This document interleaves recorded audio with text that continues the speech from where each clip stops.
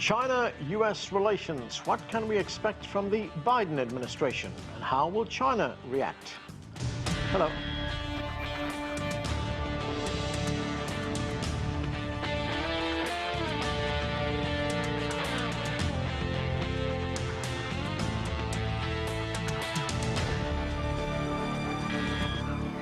In less than 2 months, Joe Biden is expected to be sworn in as the next president of the United States. After the tumult of the Trump years that saw severe strains on the US-China relationship, where do the world's two largest economies go to from here? They have several major issues in common, including trade, the climate crisis, and denuclearization efforts on the Korean peninsula. So far, Beijing's outreach to Washington has been positive.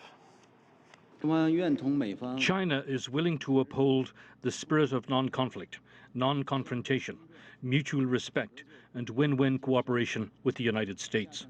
Strengthen communication, focus on cooperation, control differences, and promote the healthy and stable development of Sino-US relations.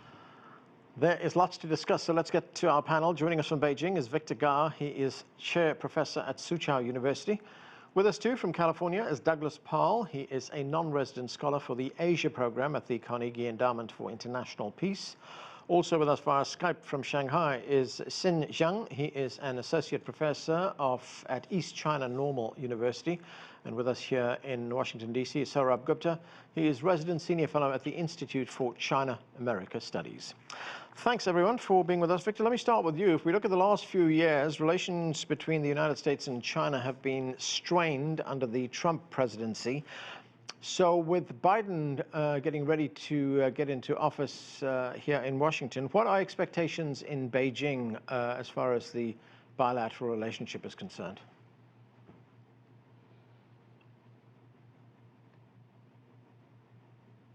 Hi, Victor, can you hear me? Oh, thank you very much. Yes, this is Victor Gao in Beijing. I think China-US relations at present are very, very bad.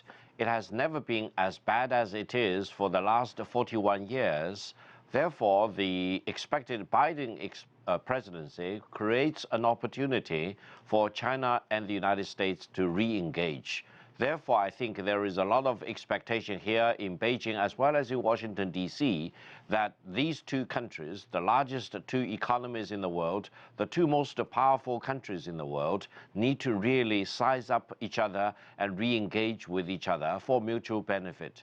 This is a very rare opportunity because if China and the United States cannot get onto the same page for the next 4 years, I think world peace and stability will be very much damaged. So we do hope that Beijing as well as Washington will demonstrate wisdom, courage, and vision to stretch out hands to hold each other and make joint efforts to overcome whatever challenges there are in bilateral relations and also work hard to promote common good for mankind as a whole. Victor, do you think Joe Biden will see China as an equal, a partner?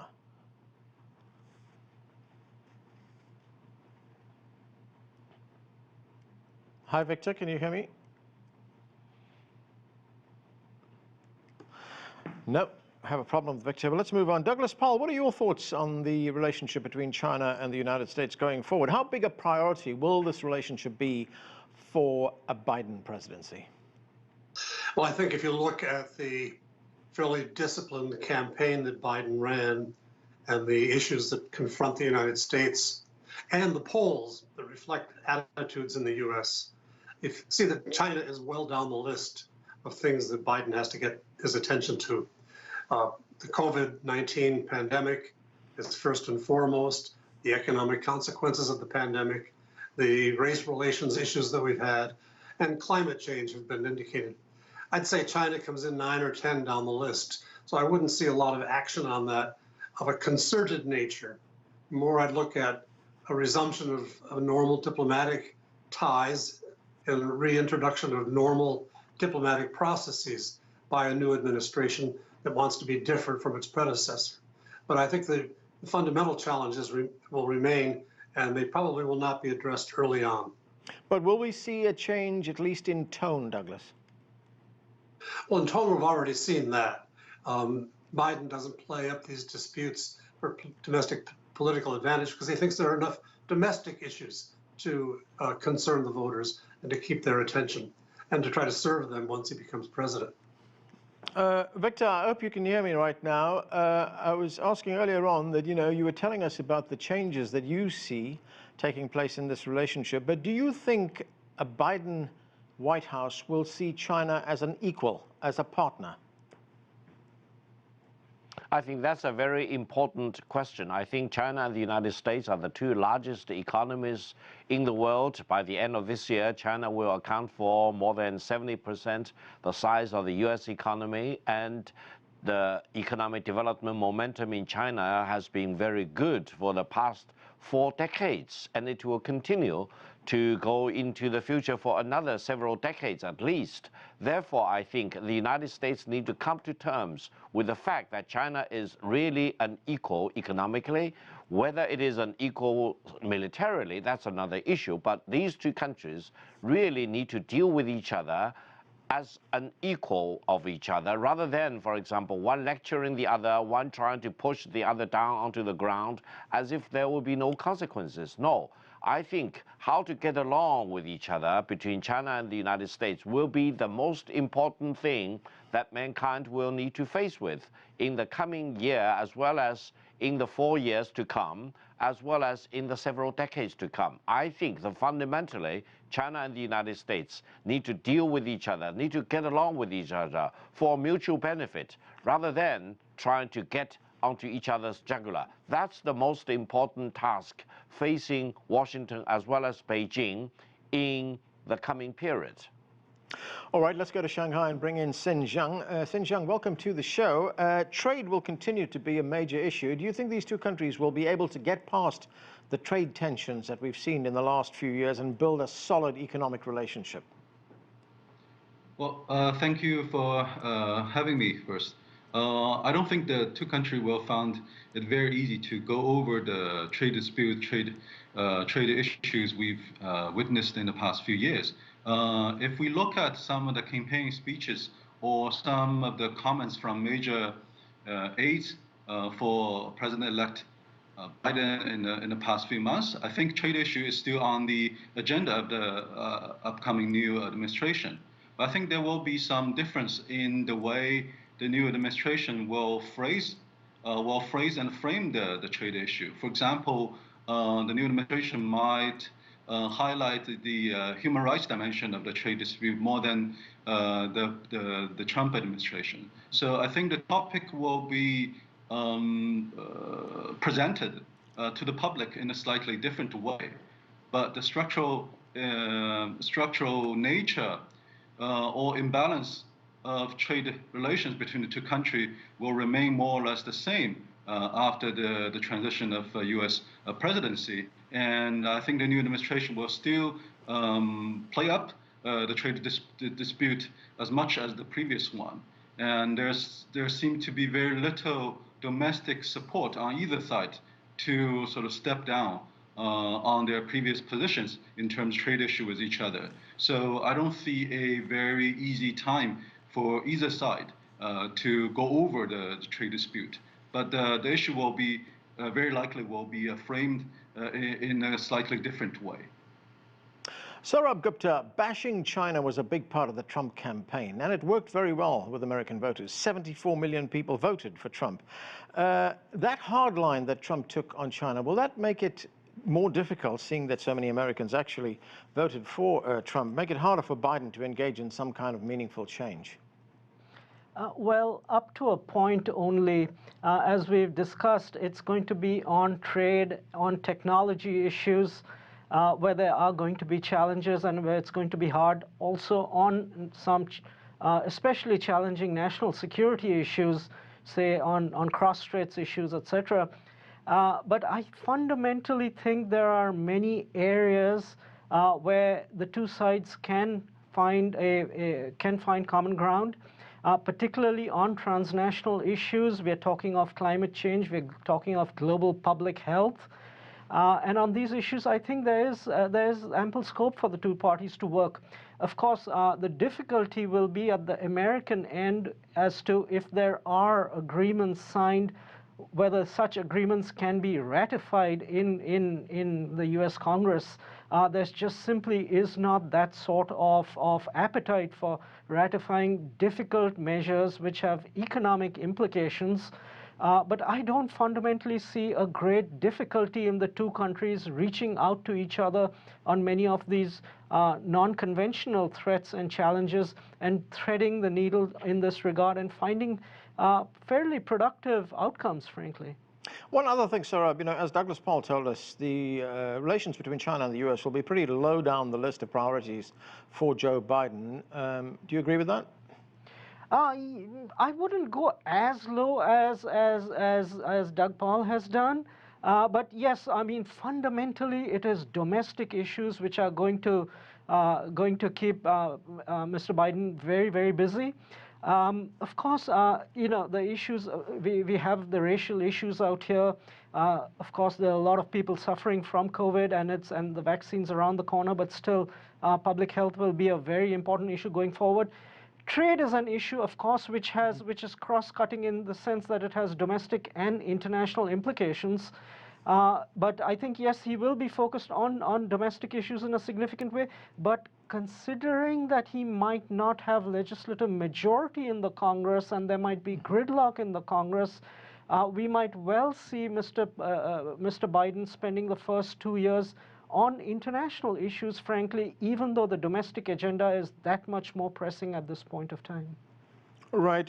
Victor Gao, there's been a lot of focus on what some analysts call the technology war between China and the United States. The US is trying to block China from expanding its technology and from its global communications. How do you think both countries will deal with this issue?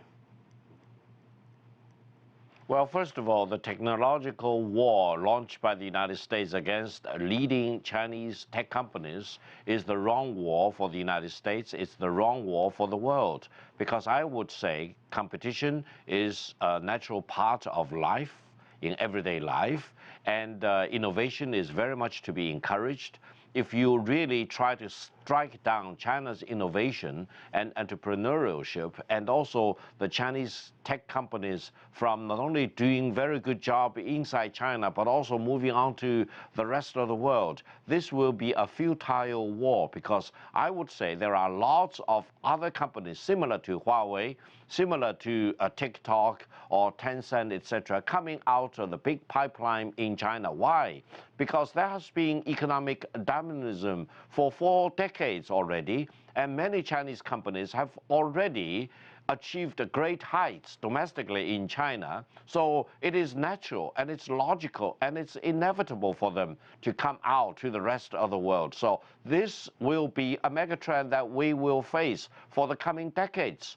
It will be much better if China and the United States can really exchange with each other and see each other as an opportunity rather than as a survival threat, for example. Because if you strike down at China's technological breakthrough, China will need to rely more and more on domestic innovation, domestic entrepreneurship. Eventually, the United States will suffer more by trying to strike down Chinese innovation. Chinese innovation is a megatrend in the world. Everyone needs to live with it, or you will be marginalized. Douglas Paal, Biden's nominee for Secretary of State, Antony Blinken, he says that he will rally United States allies to push back on China. In fact, there was a piece in the Financial Times over the weekend which said that Europeans are very keen to restore that special relationship they have with the United States to counter China.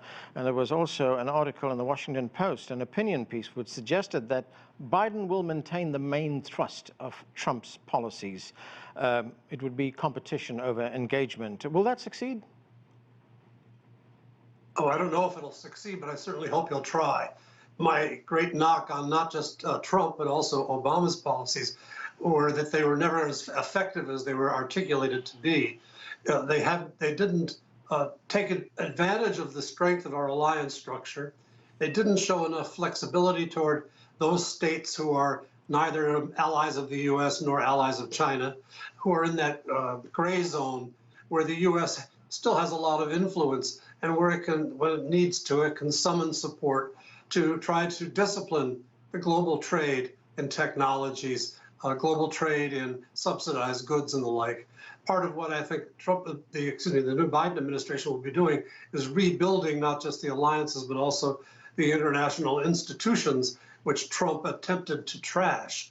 And that would include the World Trade Organization. Now, the World Trade Organization today needs to meet new demands that were not around when it was created in the 1990s. And so there's a lot of new work to be done, as well as restoration. But my hope as an American is that the Biden administration will pull itself together and pull our friendly nations together to offer more robust competition to things we think China should not be doing in the international marketplace or the international security environment. Sourabh, how do you see this potential policy of the United States engaging with its allies to counter China? How will Asian countries respond? India, for example. It's complicated in the sense that there are different countries which will have different approaches on this issue. Before I get to the Asian countries, though, I think it's important to throw in the European Union out here. We're talking trade, technology, intellectual property issues, and particularly in the digital sphere. The EU is a very big player. It's already taken a lead in rulemaking in this area, and it has also imposing a degree of unilateralism too. It has already imposed.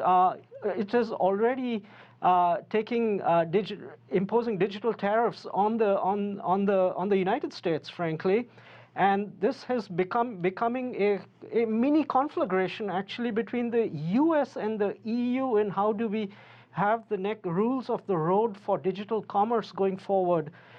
China has been wise in this regard to just stay out of this matter, but also follow it very closely. It has a high-level digital conversation which has been initiated with the Europeans, and therefore, where the international rules come down on this area are rules which I hope China will also find important to abide by, because this is a completely new area on which I think international rulemaking just is completely absent and is literally crying to be made. With regard to the Asian nations, most of the Asian nations are really not players out here.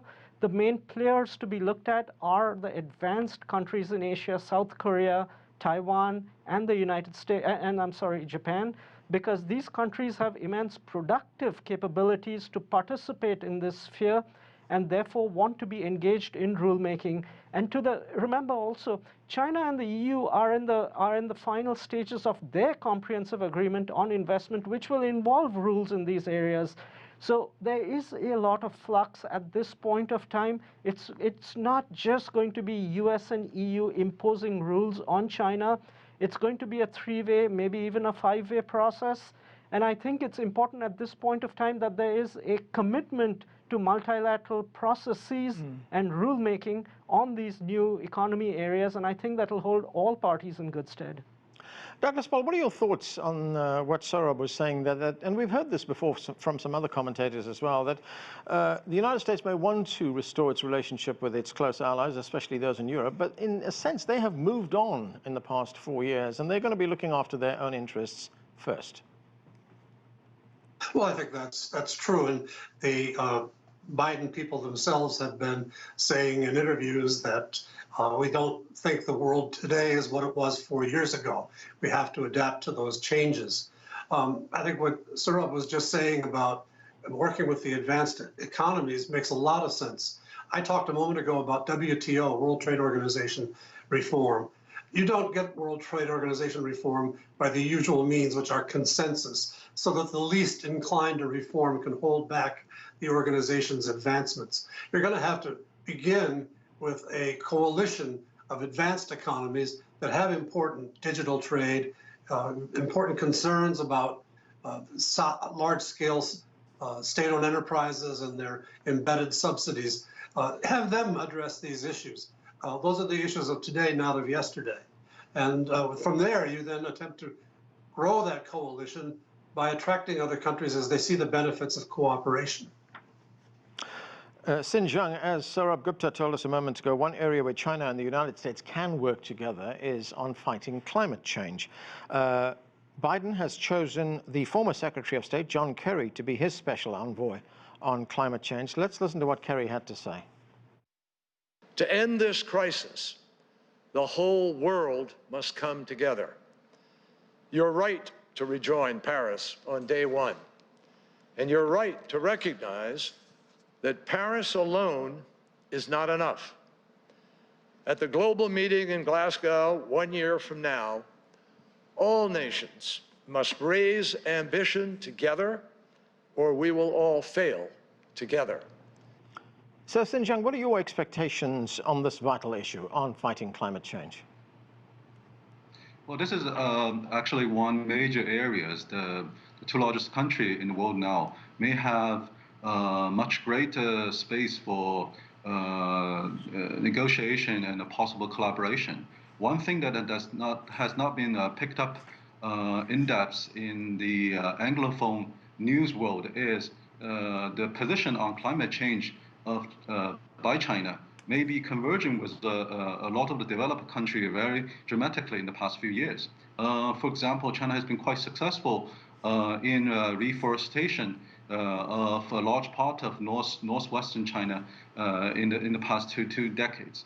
And also the overall attitude towards climate issues among the Chinese public are also changing over time. So this is an area that actually there may be a trend of convergence between the United States and China on multiple fronts.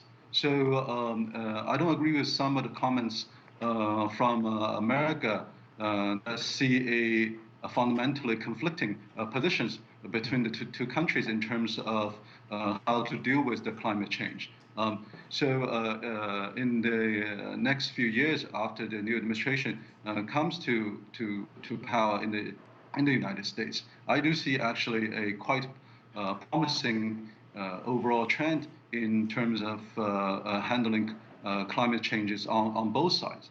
And there's also a great common space for both sides to work on the more technical side of how to further promote green technology and related technological advancement on both sides, right, to seek joint benefits.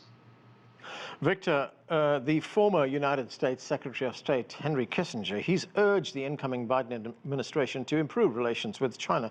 But he also had this warning. It's a very stark warning. He said, America and China are now drifting increasingly toward confrontation, and they're conducting their diplomacy in a confrontational way.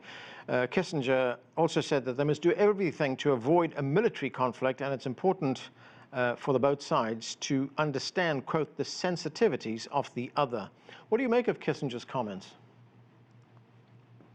Well, Dr. Henry Kissinger is a wise man in the world, and whenever he speaks, I think we all need to really stop and listen to what he has to say. And I think he's really hitting the nail on its head. I think for China and the United States, we are really at the brink of either something very, very major for the two countries to engage with each other or re-engage with each other, or, for example, the bilateral relations may deteriorate and may plunge into an abyss which will have profound, tremendous consequences for both China and the United States. This is not child's play.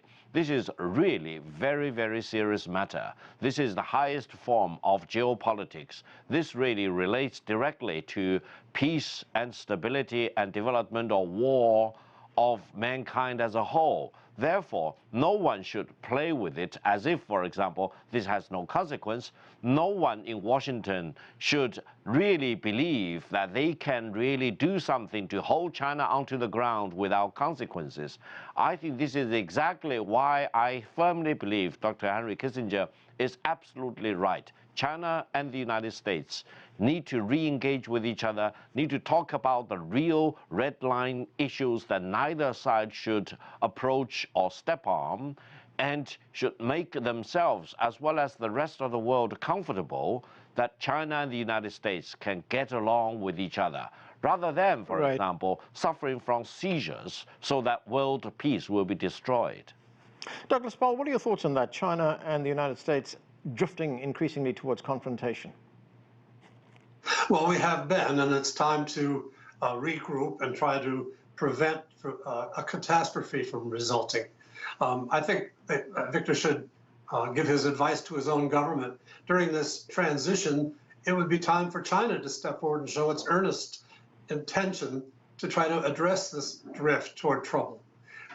One example would be for China, the president of China to identify a trusted representative to come and, early in the new administration, meet with the proper officials to try to lay down what China believes are the important and sensitive issues that need to be managed carefully, to put some guardrails on the relationship, if you will.